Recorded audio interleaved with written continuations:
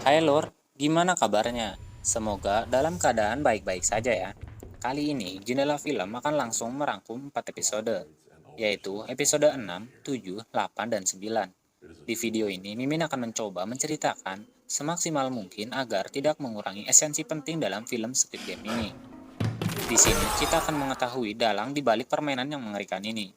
Juga siapa peserta yang berhasil lolos dan mendapatkan hadiah sebesar 45,6 miliar won.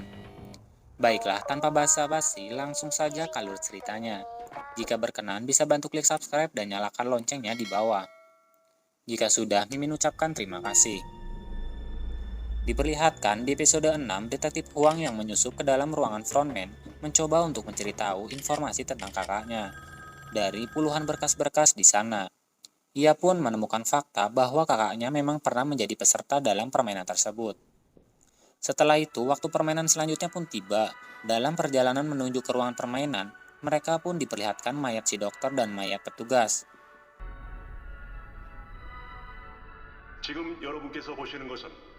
Mereka secara resmi meminta maaf sekaligus mengingatkan bahwa hal itu akan terjadi pada mereka jika mereka berbuat curang pada permainan.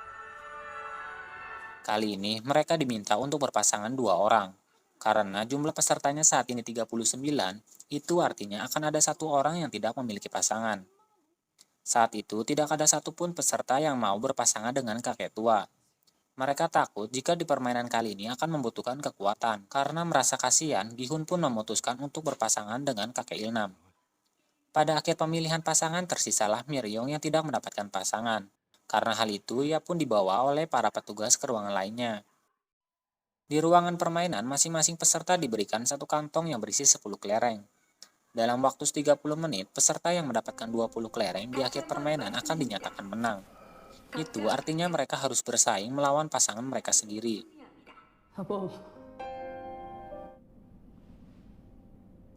Jihun yang berpasangan dengan kakek Ilnam berusaha menyadarkannya. Karena saat itu penyakit kakek Ilnam sedang kambuh sehingga ia pun tidak peduli dengan permainan dan berkeliling di sekitar arena. Hal itu tentu membuat Gihun panik dan terpaksa membantah kakek Ilnam.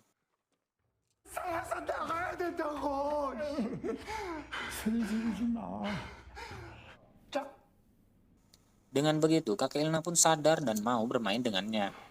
Mereka memutuskan untuk bermain tebak-tebakan. Mereka hanya perlu menebak jumlah kelereng di tangan lawan apakah ganjil atau genap. Sang kakek Ilnam ternyata berkali-kali menebak dengan benar. Hehehe, sepertinya Gihun salah lawan nih. Ternyata kakek ini pemain pro. Sampai membuatnya menang terus-menerus. Hal itu pun membuat Gihun semakin panik. Sementara Sang Woo yang berpasangan dengan Ali memutuskan untuk bermain secara adil. Dalam permainan itu, Ali pun menang dan mendapatkan kelereng yang cukup banyak. Ali merasa bersalah dan tidak tega pada Sang Woo. Namun mau tidak mau, salah satu dari mereka pasti akan mati. Sang Woo yang sudah kalah memutuskan untuk memanfaatkan kepolosan Ali dan menipunya. Ia mengambil semua kelereng Ali dan menukarnya dengan batu. Dengan begitu, ia pun berhasil lolos dari permainan kali ini. Jujur ya, di scan ini membuat Mimin terharu loh dengan sikap Ali. Oh bisa gitu dengan polosnya, padahal ini permainan kematian. Ali. Di sisi lain, Sabyok yang berpasangan dengan seorang wanita bernama Jeong memilih untuk menghabiskan 30 menit mereka untuk mengobrol. Dari sana, Jeong pun menyadari bahwa Sabyok lebih pantas untuk selamat daripada dirinya. Mengingat Jeong selama ini hidup sebatang kara dan tidak ada satupun orang yang akan menunggunya jika bebas. Oleh sebab itu, ia pun memutuskan untuk mengalah dan membiarkan Sabyok lolos dari permainan itu. Kembali kepada kakek Ilnam dan Gihun. Saat itu, kelereng Gihun ternyata sisa 1. Artinya, tinggal 1 langkah saja, kakek Ilnam akan berhasil menang dalam permainan kali ini. Tak disangka, Gihun salah menebak pada kesempatan terakhirnya. Namun, karena penyakitnya, kakek Ilnam pun lupa apa tebakan dari Gihun. Karena hal itu, Gihun pun memanfaatkan kondisi dengan mengganti tebakannya. Sehingga ia pun berhasil menang. Hal itu terus dilakukan oleh Gi-hun agar bisa membalikan keadaan sampai akhirnya kelereng kakek Ilna pun hanya tersisa satu. Saat itu kakek Ilna pun menyarankan agar mereka bermain satu ronde lagi, namun harus mempertaruhkan semuanya. Gi-hun yang mendengar hal itu merasa tidak adil, karena ia memiliki 19 kelereng, sementara kakek Ilnam hanya memiliki satu kelereng. Mendengar hal itu, kakek Ilnam pun berkata bahwa selama permainan tadi, ia tahu bahwa dirinya telah dibodohi oleh Gi-hun. Namun, ia sengaja membiarkan Gi-hun melakukan hal itu. Gi-hun yang mendengar hal itu merasa sedih dan bersalah. Kakek Ilnam pun meraih tangan Gi-hun dan memberinya satu kelereng terakhirnya. Kemudian, kakek Ilnam pun berterima kasih kepada Gi-hun yang sudah merawatnya. Selama ia berada di sana, berkat Gi-hun juga Kak Ilnam merasa bahagia di sisa terakhir hidupnya. Tepat setelah mengatakan hal itu, waktu pun habis. Kakek Ilnam, Ali, dan yang lainnya pun dinyatakan tereliminasi dan ditembak hingga tewas.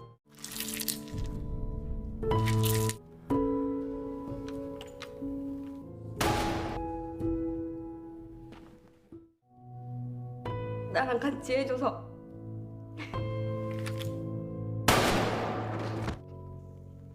Setelah permainan kelereng selesai, para peserta yang kembali ke base camp semua sangat terkejut karena ternyata Miryong tidak dieliminasi dan masih selamat. 닥스 씨, Di sisi lain, frontman juga masih khawatir karena belum bisa menemukan penyusup di dalam arena permainan. Padahal sebentar lagi para investor VIP akan langsung berkunjung. Oleh sebab itu, ia tetap meminta para petugas untuk selalu waspada dan terus mencari si penyusup. Keesokan harinya, para tamu VIP pun tiba, disambut langsung oleh frontman. Sama seperti frontman dan yang lainnya, para tamu VIP juga menggunakan topeng untuk menyembunyikan identitas mereka. Saat itu, frontman mewakili tuan rumah untuk menyambut dan melayani para tamu VIP, karena tuan rumah masih punya urusan yang lain. Para VIP inilah yang menginvestasikan uang mereka sebagai taruhan dalam permainan-permainan sebelumnya. Sekarang mereka berkunjung untuk menyaksikan secara langsung para permainan di sana. Setelah itu, detektif Huang yang masih bersembunyi memutuskan untuk merampas kostum lainnya agar ia bisa lebih dekat dengan tamu VIP. Tak lama kemudian, permainan kelima pun siap dimulai. Sebelum memulai permainan, para peserta pun diminta untuk memilih rompi yang bertuliskan angka dari 1 sampai 16. Pemilihan rompi itu akan menentukan nasib mereka pada permainan kali ini. Para peserta yang ketakutan segera mengambil nomor-nomor tengah, karena merasa nomor itu pasti aman. Sampai saat giliran Gi-hun, nomor yang tersisa adalah nomor 1 dan 16. Awalnya, Gi-hun ingin mengambil nomor 1. Namun, peserta lain memohon kepadanya karena ia terlalu takut untuk menjadi peserta terakhir. 평생 한 번도 제 인생을 주인공처럼 살아본 적이 없어요. 오늘도 결국 남들 눈치만 보다가 또 끝에 남았어요. Alhasil, Gi-hun pun mengalah dan membiarkan peserta itu untuk mengambil nomor pertama.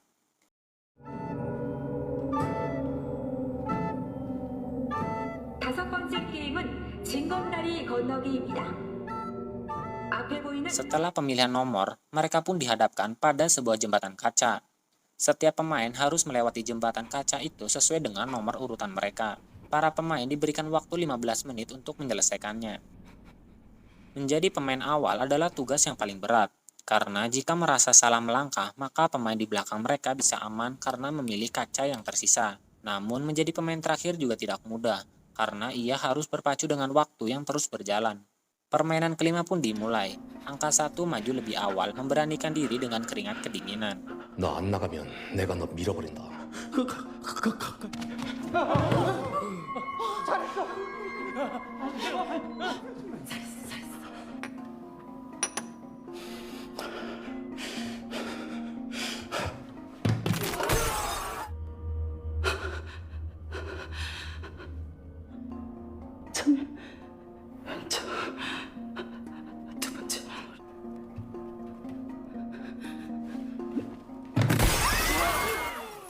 Dengan waktu yang terus berjalan, para pemain pun menjadi tidak sabar dan memutuskan untuk mendorong pemain di depan mereka.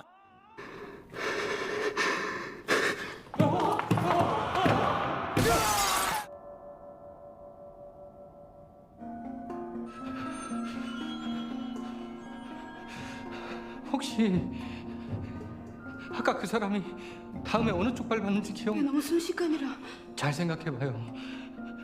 내가 맞춰야 아줌마도 살아. 왼쪽 같긴 한데 아니야! 오른쪽으로 갔다가 왼쪽으로 갔어! 확실하죠?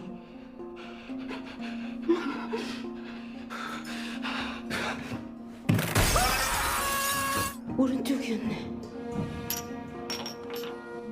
선대에서 겁에 질린 인간들이 시간을 끌기 시작하면 뒤에 있는 우리도 위험해질 거야.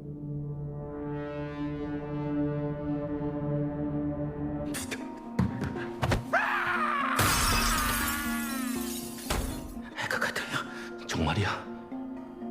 진짜 그게 구별이 돼? 알긴 뭘 알아. Sampai akhirnya Doksu pun sampai di posisi terdepan. Tentu saja tidak ada yang berani melawannya, apalagi mendorongnya. Doksu bersikeras bahwa ia akan tetap berada di posisinya agar tidak ada peserta yang lolos dari permainan tersebut. 여긴 지옥이야. 지옥의 규칙이 어딨어. 그렇게 가고 싶으면 먼저 가시든지. 야, 뒤지는 거야! 야, 이 씨발놈들아! 난 니들 대신 뒤지니까 빨리 가라! 너나가.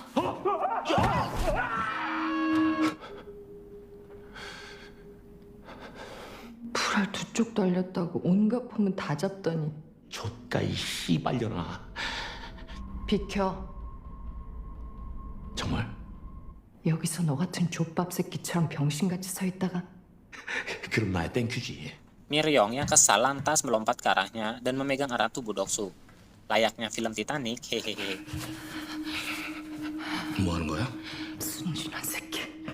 Ia pun mengorbankan dirinya sendiri agar Doksu jatuh 끝까지 bersamanya. 같이 가자고 했잖아.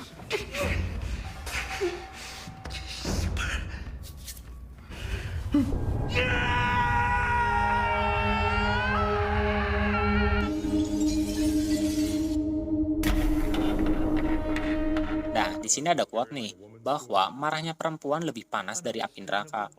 Noh, lihat Udoksu, tewas kan? Kini tersisa 4 pemain saja. Seorang pemain di posisi terdepan ternyata merupakan seorang pekerja di pabrik kaca. Sebab itu, ia pun bisa membedakan kaca yang kuat dan kaca yang rapuh dengan pantulan cahaya. Dengan kemampuannya itu, ia pun berhasil membawa Gi-hun dan teman-temannya.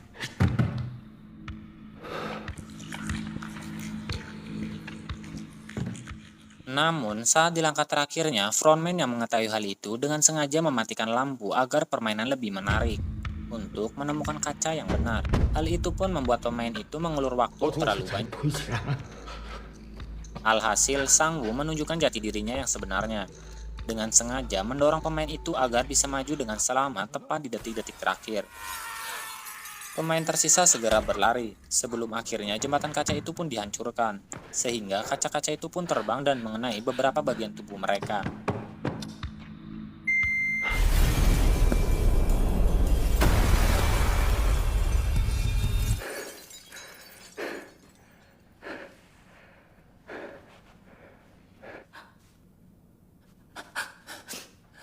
Dari ruangan berbeda, para tamu VIP sepertinya cukup puas dengan hasil permainan kali ini. Detektif Huang yang berada di sana masih sibuk melayani mereka.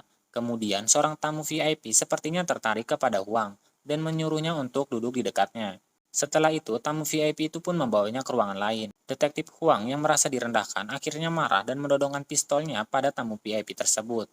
Kemudian meminta tamu VIP itu untuk memberikan informasi apapun tentang permainan itu. Setelah kiranya sudah cukup bukti, Detektif Huang pun menghajar tamu itu hingga pingsan dan kabur dari arena permainan. Tak lama kemudian, Detektif Huang pun sampai di pulau seberang. Ia ingin menghubungi ketua polisi untuk meminta bantuan, sekaligus mengirimkan bukti-bukti yang ada di handphonenya. Namun, karena di sana tak bisa mendapatkan sinyal, ia pun memutuskan untuk mendaki ke tempat yang lebih tinggi. Tak lama kemudian, frontman dan anak buahnya juga sampai di sana. Mereka segera menyusuri pulau itu untuk menangkapnya. Sayangnya, sebelum ia bisa mengirim bukti dan mendapatkan bantuan, Detektif Huang tertangkap oleh frontman dan anak buahnya. Tak disangka sosok pria yang dibalik topeng frontman ternyata adalah kakaknya sendiri yang selama ini ia cari.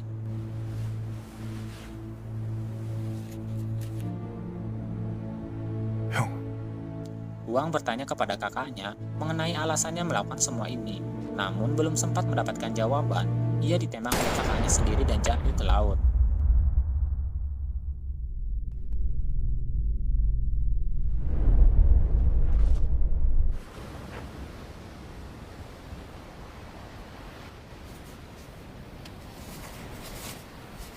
Di tempat lain, Sang-woo, Sabyok, dan Gi-hun yang berhasil lolos dipersilakan untuk mengganti pakaian mereka dan makan malam bersama. Saat mengganti pakaian, ternyata Sabyok perutnya tertancap kaca dari permainan sebelumnya. Darah terus mengalir pada perutnya, kemudian ia menutup lukanya itu dengan seragam tersebut. Tak lama Gi-hun, Sang-woo, dan Sabyok dihidangkan makanan lezat untuk pertama kalinya. Di sana, Gi-hun dan Sang-woo sanggup melahap makanan sampai habis. Sementara Sabyok yang masih kesakitan bahkan tak mampu memotong makanannya. Setelah makan, malam itu masing-masing dari mereka pun dibekali pisau kecil. Gi-hun terlihat masih marah pada Sang-woo karena tega membunuh pemain sebelumnya. Ia pun berniat untuk membunuh Sang-woo dengan pisaunya dan memenangkan permainan itu dengan Sabyok. Setelah itu, ia pun menghampiri Sabyok mengajaknya untuk bekerja sama. Sabyok yang sudah semakin pucat berpesan kepada Gi-hun bahwa jika ia berhasil selamat dan lolos dari sana, ia meminta Gi-hun untuk mengurus adiknya yang saat ini berada di panti asuhan. Setelah mengatakan hal itu, Gi-hun pun baru menyadari bahwa baju Sabyok kini telah dipenuhi oleh darah. Ia pun panik dan berlari ke pintu untuk meminta bantuan. 형님 도와주세요. 피를 많이. 야이 개새끼들아. 사람이 죽어간다고. Tak lama kemudian, para petugas pun datang sambil membawa peti. Tak disangka saat Gi-hun meminta bantuan, Sang-woo ternyata telah membunuh Sabyok dengan pisau. Hal itu pun membuat Gi-hun semakin marah pada Sang-woo. Sementara Sang-woo dengan santai berkata bahwa ia hanya ingin membantu Sabyok untuk menyudahi segala kesakitannya. Keesokan harinya permainan terakhir pun tiba. Orang yang masih tersisa yaitu Gi-hun dan Sang-woo. Mereka akan memainkan permainan terakhir yaitu Squid Game atau game cumi-cumi. Kebetulan permainan itu adalah permainan masa kecil mereka. Mereka kemudian mendapatkan peran yang berbeda. Gi-hun sebagai penyerang dan Sang-woo sebagai yang bertahan. Seperti biasa, dari ruangan lain, para tamu VIP dipersilakan untuk menonton permainan terakhir dan menjadi saksi siapa yang akan keluar sebagai pemenang. Gi-hun dan Sang-woo sama-sama membawa pisau yang kemudian mereka gunakan untuk saling menyerang.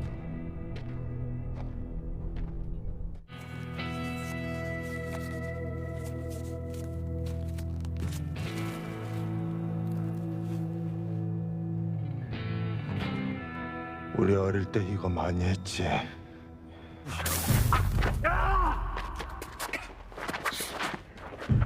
Dengan diiringi hujan, keduanya pun mulai bertarung satu sama lain. 어차피 죽을 애였어. 고통을 빨리 끝내준 것뿐이야. 그래서 죽인 거야. 형이 그런 인간이라서. 내가 게임을 그만둘까 봐? 그래! 형이랑 걔랑 둘이 그만... 그 돈, 난 절대 여기서 가지고 못 가.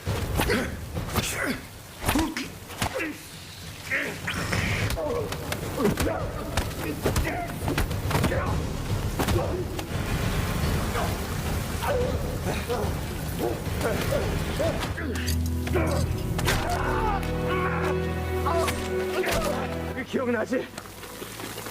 여기서 무궁화 꽃이 피었습니다 했었잖아.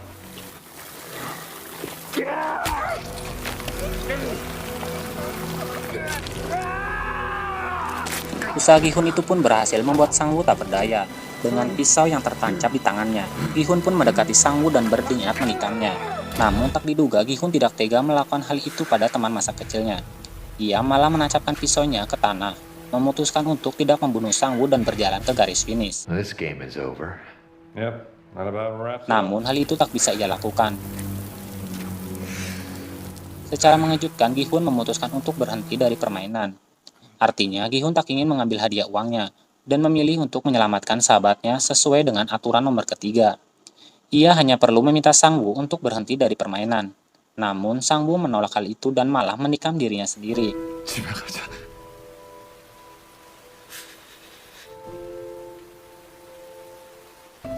미안해.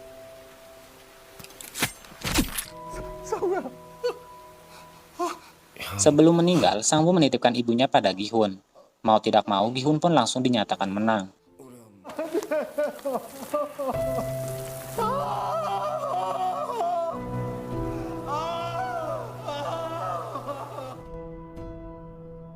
Setelah semua perjuangannya itu, Gi-hun pun dikembalikan ke tempat asalnya. lengkap dengan kartu debit yang berisi 45,6 miliar won.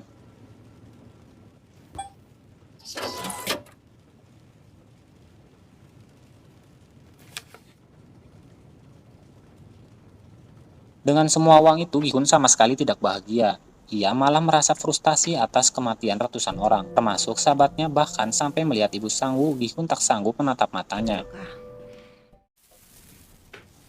Sampai di rumahnya, Sang-woo merasa putus asa, hanya bisa menangis menatap ibunya yang sudah meninggal.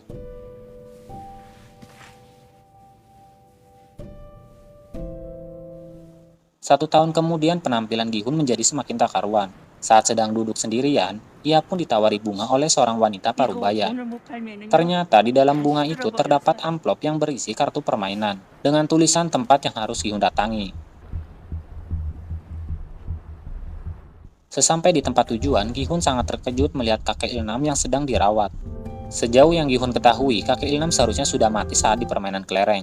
Tapi tak diduga kakek Ilnam ternyata adalah tuan rumah sekaligus atasan frontman. Kakek Ilnam mengaku meski memiliki uang banyak, ia tidak bahagia sama sekali karena tidak tahu bagaimana cara menghabiskan semua uang itu dengan kondisi tumor di kepalanya. Serta hidupnya yang diprediksi sudah tidak lama lagi. Ia pun memikirkan cara untuk bersenang-senang. Kemudian ia pun teringat asa masa kecilnya, yang selalu ia habiskan waktu dengan bermain bersama teman-temannya. Kemudian ia pun teringat akan masa kecilnya yang selalu ia habiskan waktu dengan bermain bersama teman-temannya. Oleh sebab itulah ia dan orang-orang VIP lainnya menciptakan arena permainan itu, agar ia bisa menikmati kebahagiaan. Namun kakek Ilnam pun menegaskan bahwa sejak awal ia tak pernah memaksa siapapun untuk ikut ke dalam permainan itu. Ia dengan tulus berterima kasih kepada Gi-hun yang sudah memberikan kebahagiaan dengan menjadi teman bermainnya selama di sisa-sisa akhir hidupnya. Setelah mengatakan hal itu, kakek Ilnam pun meninggal dunia.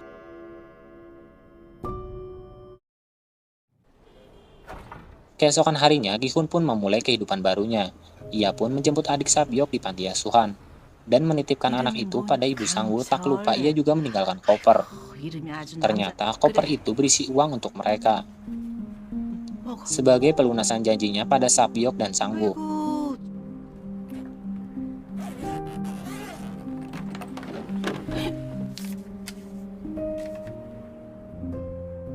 Selanjutnya, Ji-hun menghubungi anaknya. Ia akan pergi menyusul putrinya ke Amerika. Sebelum pergi, ia melihat seorang pria yang ia kenal, pria misterius yang sedang bermain bulgi.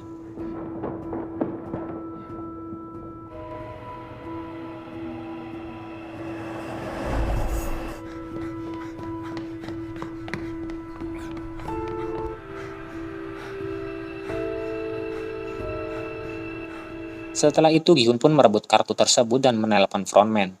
Di sana, ia berjanji kepada frontman bahwa ia akan membalas semua perbuatan keji mereka. Film pun selesai. Sekian akhir dari film Squid Game tahun 2021. Bagaimana? Seru bukan? Banyak yang tidak menyangka pada awalnya bahwa kakek Ilnam adalah dalang dari permainan kejam itu. Mimin sih berharap segera ada season keduanya ya. Baiklah, itu saja. Jangan lupa tinggalkan jejak dengan klik subscribe dan loncengnya. Saya ucapkan terima kasih.